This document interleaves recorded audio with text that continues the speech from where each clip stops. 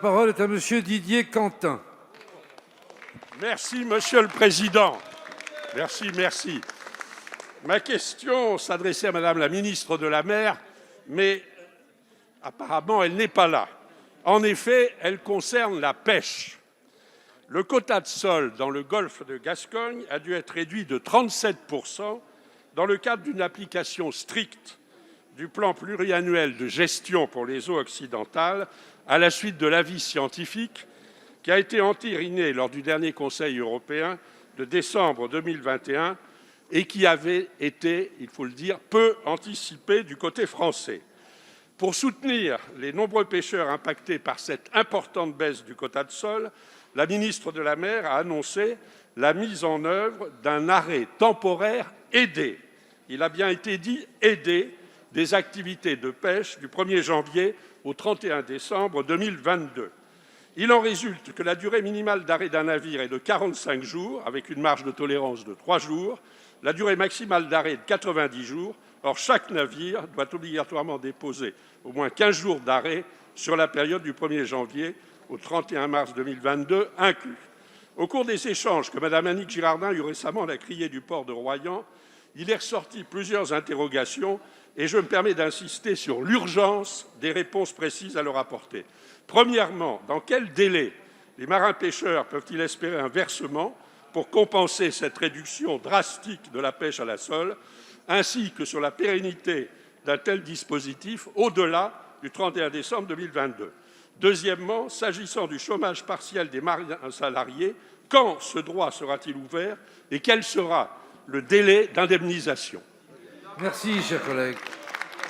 La parole est à Monsieur Julien Denormandie, ministre de l'Agriculture et de l'Alimentation. Merci beaucoup, Monsieur le Président. Mesdames et Messieurs les députés, Monsieur le député Quentin, je vous prie d'abord de bien vouloir excuser l'absence de Madame la ministre de la Mer qui ne pouvait être présente aujourd'hui et qui m'a chargé de vous apporter les éléments de réponse suivants. D'abord, comme vous le savez, le golfe de Gascogne était concerné par 3 espèces de poissons lors des négociations qui sont tenues à Bruxelles. Et monsieur le député, je ne crois pas que nous puissions dire que le gouvernement français n'avait pas anticipé. Preuve en est, parmi ces espèces, la France a obtenu l'augmentation du quota de bar, la reconduction du quota sur le lieu jaune, et il en a été autrement, vous l'avez dit, sur le quota de sol. Et en effet, les résultats pour ce quota, d'ailleurs, étaient prévisibles, puisque, comme vous le savez, le plan de gestion européen signé en 2019 prévoyait déjà une baisse automatique de 37% de ce quota. Et d'ailleurs, nous le savons, c'est du fait des démonstrations scientifiques sur ce qu'on appelle le recrutement, c'est-à-dire le nombre de nouvelles sols qui arrivent dans la pêcherie chaque année, que cette baisse a eu lieu. Alors, une fois qu'on a dit ça, il y a plusieurs questions que vous avez posées de manière très précise auxquelles je voudrais répondre. D'abord, sur le plan d'aide annoncé par la ministre de la Mer entre Noël et le jour de l'an, qui a été construit avec les professionnels, il y a la question des premiers paiements. Je vous l'annonce, à la demande de la ministre de la Mer, les premiers paiements devront intervenir avant la fin du mois. Concernant le chômage partiel, qui était la deuxième question que vous avez posée, monsieur le député, la ministre de la Mer me charge de vous dire que conjointement avec le ministère du Travail, les textes sont en cours d'examen pour voir si ce dispositif peut être mis en place très rapidement.